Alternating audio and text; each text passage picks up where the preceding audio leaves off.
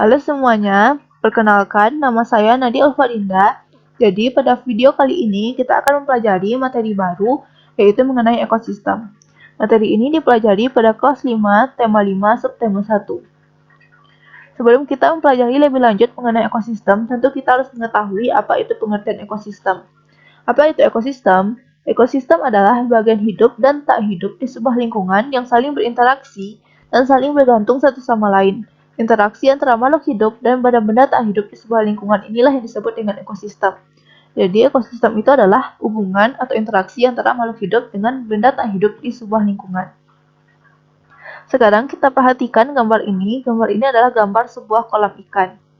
Bisa kita lihat pada kolam ikan ini terdapat dua makhluk hidup, yaitu ikan dan teratai. Dan juga di dalam kolam ikan ini terdapat benda yang tak hidup, yaitu air dan cahaya matahari yang menyinari kolam ikan ini. Dan juga di dalam air pasti terdapat oksigen untuk ikan ini bernafas kan. Jadi bisa kita simpulkan makhluk hidupnya yaitu ikan dan teratai, sedangkan benda yang tidak hidupnya yaitu air, cahaya matahari, dan oksigen. Ikan dan teratai pasti membutuhkan air, oksigen, dan cahaya matahari itu untuk bertahan hidup kan? Dan air, oksigen, dan cahaya matahari itu juga mempengaruhi kelangsungan hidup ikan itu. Tanpa air, tanpa oksigen, tanpa cahaya matahari, ikan dan teratai itu tidak akan dapat bertahan hidup. Jadi itulah yang dinamakan dengan ekosistem. Jadi ekosistem itu kan hubungan antara makhluk hidup dengan benda-benda tak hidup di sebuah lingkungan. Jadi, bisa kita lihat pada kolam ikan ini, hubungan antara makhluk hidup, yaitu ikan dan teratai, dengan benda tak hidup, yaitu air, oksigen, dan cahaya matahari, itulah disebut dengan ekosistem. Jadi, kolam ikan ini bisa disebut dengan ekosistem. Karena di dalam kolam ikan ini terdapat hubungan antara makhluk hidup dengan benda yang tidak hidup. Jadi, kolam ikan ini bisa kita sebut dengan ekosistem. Nah, tadi kan kita telah membahas mengenai ekosistem. Jadi, ekosistem itu adalah hubungan antara makhluk hidup dengan benda tidak hidup di sebuah lingkungan. Jadi, ekosistem itu terdiri dari dua komponen, yaitu komponen abiotik atau tidak hidup, dan komponen biotik atau makhluk hidup. Jadi, komponen biotik ini adalah komponen yang tidak hidup yang keberadaannya itu mempengaruhi kelangsungan hidup dari komponen biotik. Contohnya yaitu di daratan, contoh komponen abiotik yaitu hujan, angin, suhu, tanah, ketinggian, dan cahaya matahari. Sedangkan contoh komponen abiotik di perairan yaitu kedalaman air, pH, oksigen, dan kekeruhan air. Contoh komponen abiotik pada ekosistem kolam ikan yang telah kita bahas tadi yaitu air, oksigen, dan cahaya matahari. Selanjutnya yaitu komponen biotik. Komponen biotik ini adalah makhluk hidup. Contohnya yaitu manusia, hewan, tumbuhan, dan mikroorganisme. Contoh komponen biotik pada ekosistem kolam ikan yang telah kita bahas tadi adalah ikan dan teratai.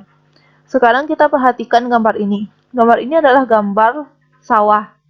Di sawah itu pasti terdapat makhluk hidup kan, yaitu padi. Padi ini membutuhkan tanah, air, dan cahaya matahari agar padi ini dapat terus hidup. Dan tanah, air, dan cahaya matahari ini juga keberlangsungannya itu mempengaruhi kehidupan dari padi ini. Jadi, antara padi dan cahaya matahari, tanah, dan air ini memiliki hubungan saling keterkaitan kan. Jadi, komponen biotik di sawah ini adalah padi, sedangkan komponen abiotik di sawah ini adalah tanah, air, dan cahaya matahari. Jadi, sawah ini bisa disebut dengan ekosistem. Karena di sawah ini terdapat hubungan antara komponen biotik atau padi dengan komponen abiotik yaitu air, tanah, dan cahaya matahari. Oleh karena itu, sawah ini bisa kita sebut dengan ekosistem, yaitu ekosistem sawah. Selanjutnya, tadi kan kita telah membahas kalau komponen ekosistem itu terdiri dari dua komponen, yaitu komponen biotik dan komponen abiotik. Nah, komponen biotik ini tersusun dari individu, populasi, dan komunitas. Individu ini adalah satuan terkecil dalam ekosistem atau disebut juga dengan makhluk tunggal. Nah, sekarang kita lihat gambar ini. Gambar ini adalah gambar ekosistem kolam ikan. Individu itu kan adalah satuan terkecil dalam ekosistem atau disebut juga dengan makhluk tunggal. Jadi, individu dalam ekosistem kolam ikan ini adalah ikan dan teratai. Jadi, yang kita hitung itu hanya makhluk hidup yang hidup di ekosistem itu saja. Jadi, makhluk hidupnya saja yang kita hitung. Benda yang tidak hidupnya itu tidak kita hitung. Jadi, individu dalam ekosistem kolam ikan ini adalah ikan dan teratai. Selanjutnya yaitu populasi. Populasi adalah kumpulan individu sejenis yang menempati suatu daerah tertentu. Daerahnya itu disebut dengan habitat. Jadi populasi itu kan adalah kumpulan individu sejenis yang menempati suatu daerah tertentu. Jadi bisa kita lihat pada gambar ini, populasinya ada dua, yaitu populasi ikan, karena ikan ini terdiri dari 1, 2, 3, 4, 5, 6, 7, terdiri dari 7 individu ikan. Dan populasi yang kedua yaitu teratai, karena teratai ini terdiri dari 1, 2, 3, 4, 5, 6, 7 individu teratai. Kan populasi ini adalah kumpulan dari individu. Jadi kan tadi kita telah membahas individunya yaitu ikan dan juga teratai. Jumlah ikan di dalam kolam ini ada 7. Jadi populasinya itu adalah 7 ekor ikan. Dan populasi yang keduanya itu adalah 7 buah teratai. Selanjutnya yaitu komunitas. Komunitas ini adalah kumpulan dari populasi. Jadi gabungan antara beberapa populasi itu disebut dengan komunitas. Jadi pada kolam ikan ini terdapat satu komunitas yaitu 7 buah teratai dan 7 ekor ikan. Jadi kita ulangi lagi dari awal, individu pada kolam ikan ini yaitu ada dua, yang pertama ikan, yang kedua teratai. Populasi pada kolam ikan ini ada dua, yang pertama yaitu 7 ekor ikan, yang kedua 7 buah teratai. Komunitas pada kolam ikan ini hanya ada satu, yaitu 7 ekor ikan dan 7 buah teratai. Komunitas ini bisa juga disebut dengan semua makhluk hidup yang tinggal di lingkungan tersebut. Jadi 7 ekor ikan dan 7 buah teratai. Selanjutnya, ekosistem terbagi menjadi dua, yaitu ekosistem buatan dan ekosistem alami. Apa itu ekosistem buatan? Ekosistem buatan adalah ekosistem yang diciptakan oleh manusia untuk memenuhi kebutuhan manusia. Contohnya yaitu sawah, karena sawah ini diciptakan oleh manusia untuk memenuhi kebutuhannya, yaitu untuk menanam padi. Selanjutnya yaitu ekosistem alami. Ekosistem alami ini adalah ekosistem yang terbentuk oleh adanya pengaruh alam sekitar. Jadi ekosistem alami ini tercipta dengan sendirinya tanpa perlu bantuan dari manusia. Ini adalah gambar dari ekosistem alami. Ekosistem alami ini terbagi menjadi dua, yaitu ekosistem air dan ekosistem darat. Ekosistem air yaitu ekosistem yang komponen abiotiknya sebagian besar terdiri atas air. Contohnya pada gambar ini adalah gambar ekosistem air. Dan ekosistem darat adalah ekosistem yang komponen abiotiknya sebagian besar terdiri atas udara. Gambar ini adalah gambar ekosistem darat.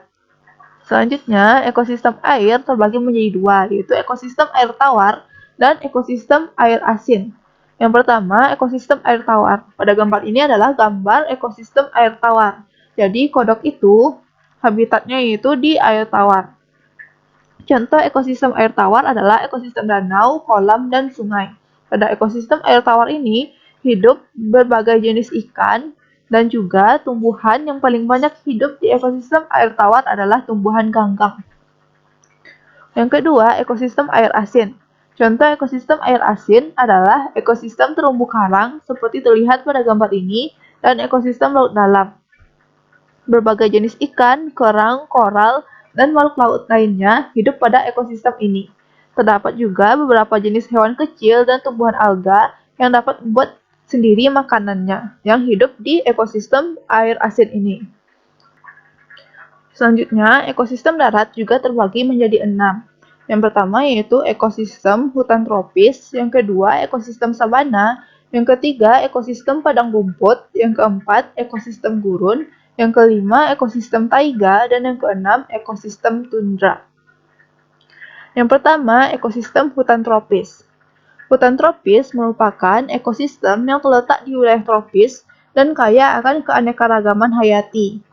Curah hujan di wilayah hutan tropis ini cukup tinggi sehingga dapat disebut sebagai hutan hujan tropis. Tumbuhan yang hidup di ekosistem tropis ini yaitu seperti rotan dan anggrek. Sedangkan hewan yang hidup di ekosistem hutan tropis ini yaitu contohnya seperti kera, burung, badak, dan harimau. Yang kedua, ekosistem sabana. Gambar ini merupakan gambar dari ekosistem sabana. Ekosistem sabana memiliki curah hujan yang lebih rendah daripada ekosistem hutan hujan tropis. Hewan-hewan yang hidup di sabana antara lain berbagai jenis serangga dan mamalia seperti zebra dan singa. Yang ketiga, ekosistem padang rumput. Ekosistem padang rumput memiliki curah hujan yang lebih rendah dibandingkan dengan ekosistem sabana. Tumbuhan khas yang hidup di ekosistem ini adalah rumput. Hewan yang hidup pada ekosistem ini contohnya seperti bison, singa, anjing liar, serigala, gajah, jerapah, kanguru, dan ular. Yang keempat, ekosistem gurun. Gurun merupakan ekosistem yang paling gersang karena curah hujan yang sangat rendah. Tumbuhan jenis kaktus yang memiliki duri untuk mengurangi penguapan banyak tumbuh di ekosistem gurun. Hewan-hewan yang bisa hidup di ekosistem gurun contohnya yaitu semut, ular, kadal, kalajengking, dan beberapa jenis hewan lainnya. Yang kelima, ekosistem taiga. Ekosistem taiga merupakan ekosistem yang memiliki tipe iklim dingin. Suhu pada ekosistem taiga sangat rendah pada musim dingin. Taiga biasanya merupakan hutan yang tersusun atas satu jenis tumbuhan seperti cemara, pinus, dan sejenisnya. Hewan seperti beruang hitam dan ajak biasanya hidup di ekosistem taiga. Yang keenam, tundra. Ekosistem tundra merupakan ekosistem yang dingin dan kering. Banyak jenis tumbuhan yang tidak bisa hidup di ekosistem tundra ini karena suhunya yang sangat rendah. Yang keenam, ekosistem tundra. Ekosistem tundra merupakan ekosistem yang dingin dan kering. Banyak jenis tumbuhan yang tidak bisa hidup di ekosistem tundra ini karena suhunya yang sangat rendah. Biasanya, ekosistem tundra ini didominasi oleh lumut kera, karena ekosistem tundra ini terletak di kutub utara atau kutub selatan. Selanjutnya, penggolongan hewan berdasarkan makanannya. Jadi, hewan berdasarkan makanannya digolongkan menjadi 3, yaitu hewan herbivora, hewan karnivora, dan hewan omnivora.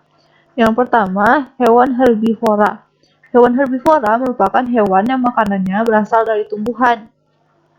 Hewan herbivora ini memiliki susunan gigi yang khas, yaitu terdiri atas gigi seri dan gigi geraham.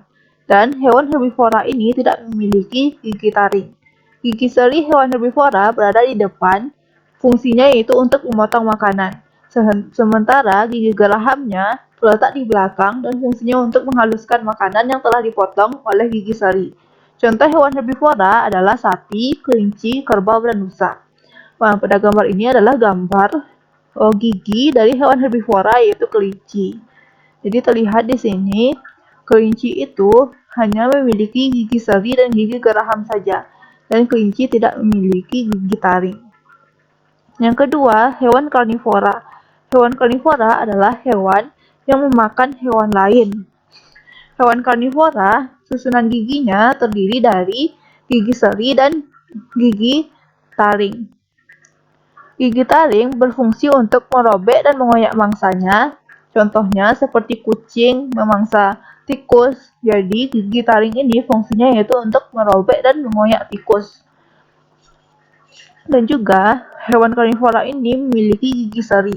Gigi seri ini fungsinya yaitu untuk memotong makanan.